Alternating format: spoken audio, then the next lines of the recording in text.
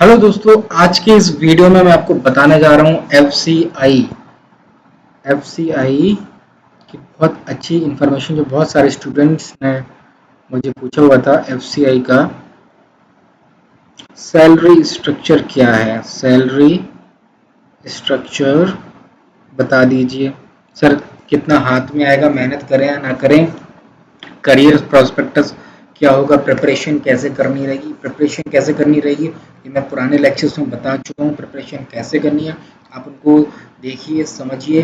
मैं हमेशा बोलता हुआ आता हूँ कि हर एक पीएसयू का लगभग सेम सिलेबस होता है, बट एफसीआई में एक एडिशनल टॉपिक दे के रखा है।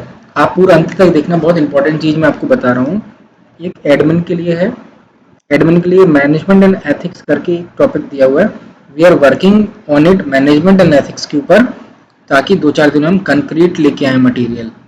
We are working hard to get the inside of management and ethics plus what we are trying कि जो एग्रीकल्चर का टॉपिक दे के रखा है आपको, एग्रीकल्चर नाम का 30 नंबर का एग्रीकल्चर का, उस पर हम वर्क कर रहे हैं। पूरा का पूरा जो 30 मार्क्स का है वो मोस्ट ऑफ द पार्ट कहाँ से कवर होगा, कैसे टॉपिक्स आते हैं, generally we are working on it कि कैसे कैसे एफसीआई में क्या लिंक है एग्रीकल्चर सेक्टर्स के। सॉइल हुआ, सीजन हुआ, क्रॉप के बारे में पता होना चाहिए। एग्रीकल्चर इंस्टीट्यूट्स हैं इंडिया में बहुत सारे, तो उनके बारे में पता होना चाहिए। एग्रीकल्चर इकोनॉमी, तो वो चीज़ हम पूरा रिसर्च कर रहे हैं, क्योंकि ये न्यू टॉपिक एकदम से आ गया हमारे सामने भी। तो हम आपके सामने पूरे रिसर्च करके लेके आ रहे हैं। सीनियर से बात करते हैं कि एग्रीकल्चर के एग्जाम्स होते हैं कुछ भी, तो किस तरीके के एमसीक्यू आएंगे, तो हम उस पर पूरा वर्क करके आपको मोर रेलिवेंट चीज़ें लेके आएंगे उस चीज़ के लिए। और आप अगर आप प्रिपरेशन करना चाहते हैं तो डेबिट गुरु में जाके अगर आपको कोर्स का आप डेमो ले सकते हैं। अगर डेमो अच्छा लगता है तो आप आगे सब्सक्राइब कर सकते हैं। जो पूरा पूरा पीएसयू ओरिएंटेड, मतलब ऐसा होता है कि कोई भी पीएसयू हो इस इंडिया में, लगभग सबका सिलेबस सेम होता है। बस क्या होता है, चुनिंदा कुछ पीएसयू होते हैं, जैसे एफसीआई ने कुछ अलग टॉपिक्स दिए तो हम उसको इंक्लूड कर देते हैं उस चीज़ में। तो टेक्निकल सब्जेक्ट की पूरी प्रिपरेशन हो जाएगी, प्लस एग्रीकल्चर वाला एक पार्ट हम अपनी तरफ से दे रहे हैं। मैथ रीजनिंग आपको पढ़ना है, मैथ रीजनिंग के डेबिट ग्रुप अपना चाहिए। स्टडी मटेरियल के टैब में राहुल रजत सर के फ्री ऑफ कॉस्ट लेक्चर हैं, उनके यूट्यूब पर भी अवेलेबल है। मैंने उनसे परमिशन लेके लिया था, लिंक दिया है, वो आप वो ले सकते हैं। अभी बैंकिंग एसएससी लेवल पे मत जाइएगा, बस मेरा सजेशन इतना रहता है, आप एवरी मॉडरेट लेवल तक का मैथ रीजनिंग करके रखिए, वो टॉपिक्स देके रखें, वो मोर देन सफिशिएंट होता है। इंग्लिश की आप डेबिट ग्रुप में क्विज की प्रैक्टिस कर सकते हैं इंग्लिश के लिए, मोर देन सफिशिएंट है, more than sufficient. Daily quiz में मैथ रीजनिंग भी है, फाइनेंशियल अवेयरनेस भी है, करंट अफेयर भी, everything is under daily quiz. 100 rupees का है अराउंड, एक साल की वैलिडिटी है। नॉन टेक्निकल, अगर आपको कंसेप्ट क्लियर है मैथ रीजनिंग का, तो डेली क्विज आपका मोर देन सफिशिएंट है फॉर नॉन टेक्निकल।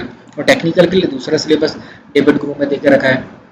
तो आइए चलिए हम सैलरी की बात कर लेते हैं। पूरा मैं डिटेल में समझाऊंगा सैलरी स्ट्रक्चर क्या होता है, स्किप मत करना। आप ये देख लेंगे फाइनल क्या है, इतना क्या है, आप मैं एक हेड का बताऊंगा कैसे होता है। देखो, ये है सैलरी फेब्रवरी मंथ की है, बिल्कुल लेटेस्ट सैलरी स्लिप है।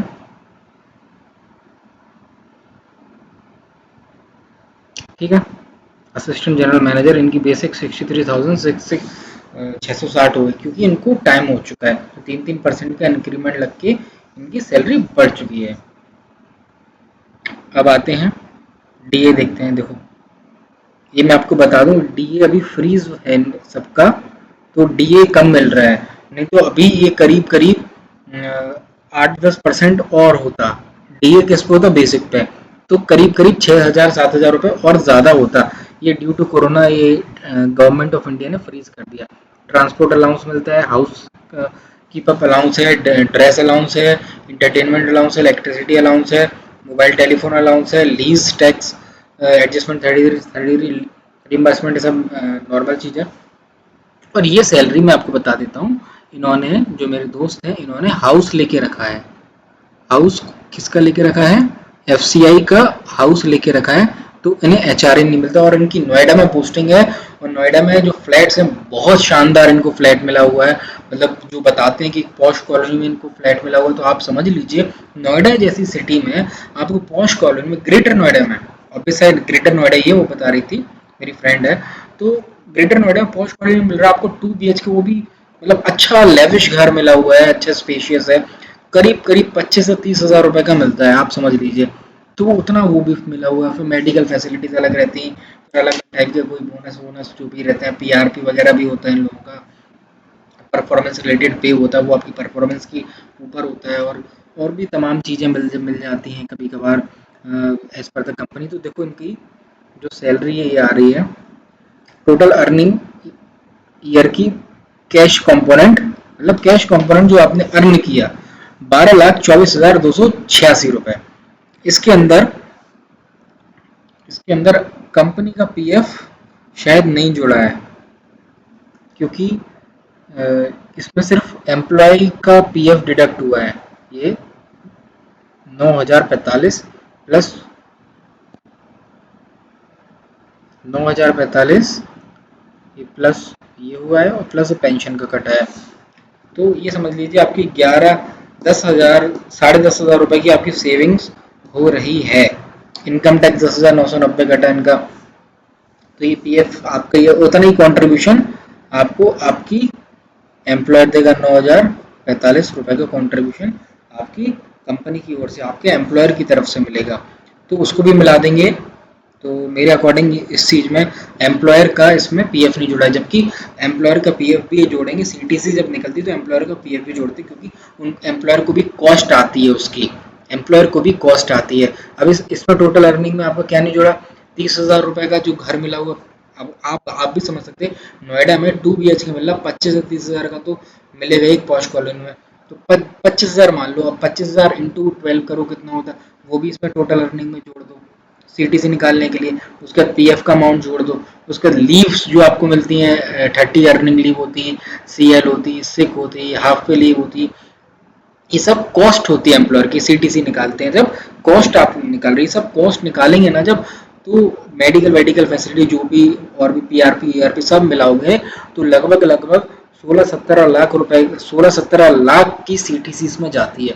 अब आप देख लीजिए आपको प्रिपरेशन कैसे करनी है, क्योंकि एफसीआई एक बहुत अच्छा ऑर्गेनाइजेशन है, बहुत पुराना ऑर्गेनाइजेशन और बहुत अच्छा है। और इसका प्राइवेटाइजेशन भी नहीं होगा, क्योंकि ये स्ट्रेटेजिक सेक्टर में आता है। एफसीआई एक रिनाउंड, एक बहुत रेपुटेटेड गवर्नमेंट ऑर्गेनाइजेशन है, जिसका प्राइवेटाइजेशन करना शायद स्ट्रेटेजिक सेक्टर में ही है, क्योंकि food corporation of India FCI strategic sector में ही आता है। जैसे पावर ग्रिड हुआ, कोल इंडिया हुआ, एफसीआई हुआ, there are more renowned organisation. तो उसको प्राइवेट करने का मसला ही नहीं उठता है, इसको प्राइवेट करने का मसला नहीं उठेगा, क्योंकि पूरे फार्मर्स कनेक्टेड हैं इन चीज़ों से।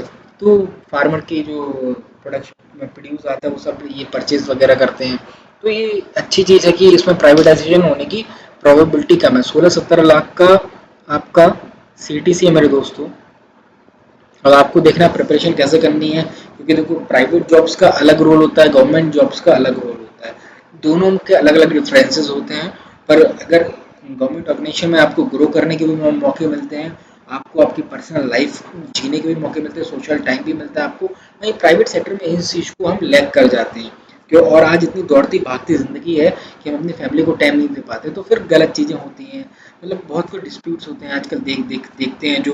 तो एक फैमिली टाइम भी अच्छा दे सकता है, इंसान ग्रो भी कर सकता है, लर्न भी कर सकता है, आगे भी बढ़ सकता है, अच्छा काम भी कर सकता है। और इसी नोट पे मैं इस लेक्चर को एंड करता हूँ। अच्छा लगे चैनल को सब्सक्राइब करिए, छोटा सा चैनल है, आपका चैनल है, आप इसको सपोर्ट करें, शेयर करें, लाइक करें, ताकि ये चैनल बना रहे और हम लोग आपके रेगुलर वीडियोस लेके आते रहें। धन्यवाद दोस्तों।